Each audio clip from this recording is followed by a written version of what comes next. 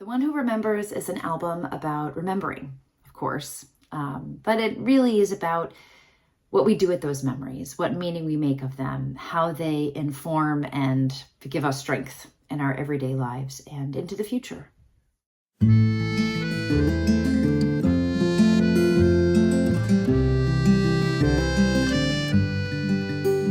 I started writing the first songs of this album almost about 10 years ago now. I just finished my first full-length record, Dreams and Ghosts, which was mostly about my ancestors. I grew up with stories about them and I wanted to set those into song.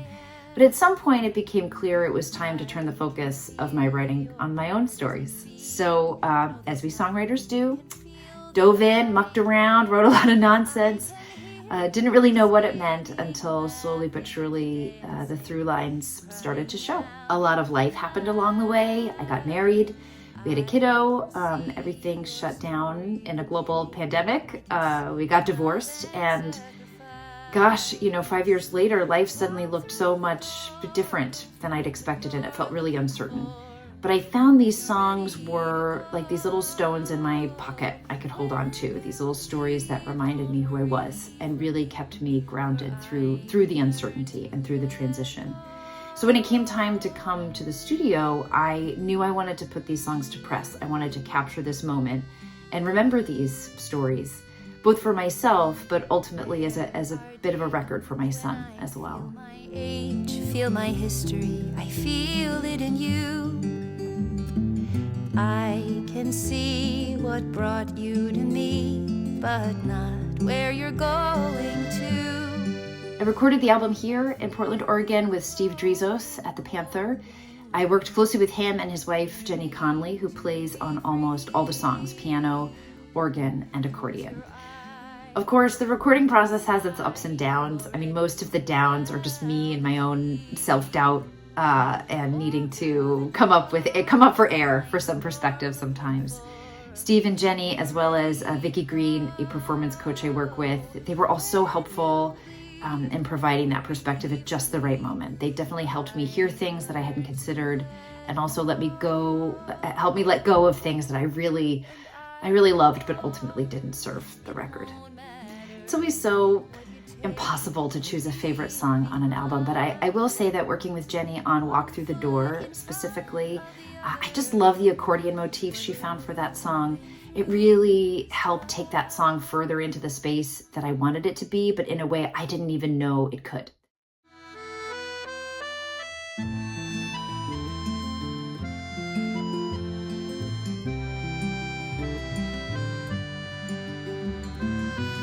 And I also just start to weep when I hear all the studio musicians on the final track, Roll Down the River.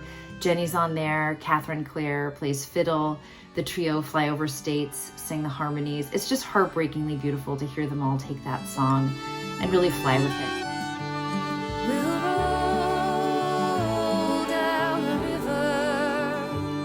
We'll roll down the river. My favorite part of working on this album was definitely taking the risk, adding in some soundscapes on certain songs and some interstitial tracks as well. The natural world is where I go to reconnect with myself, to get clarity. I wrote a lot of these songs on walks in the woods, so I wanted to be sure to bring these sounds into some of the songs where I could.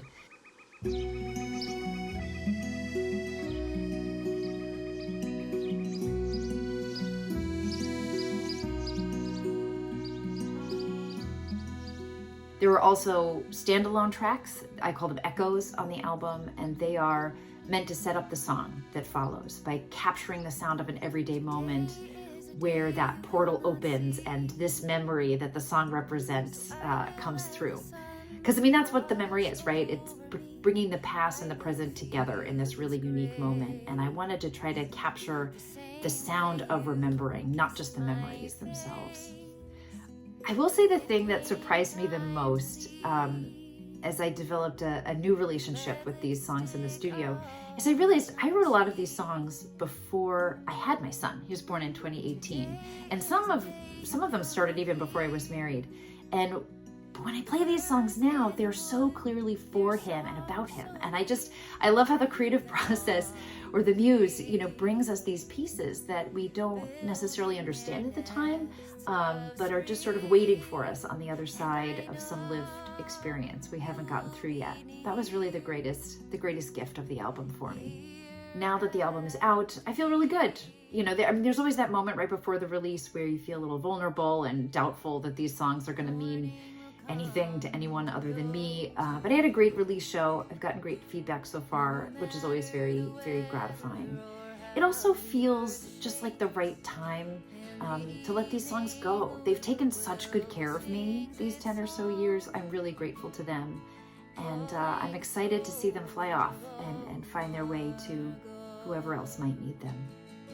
My name's Avery Hill. The new record is The One Who Remembers, and I really appreciate if you take a listen.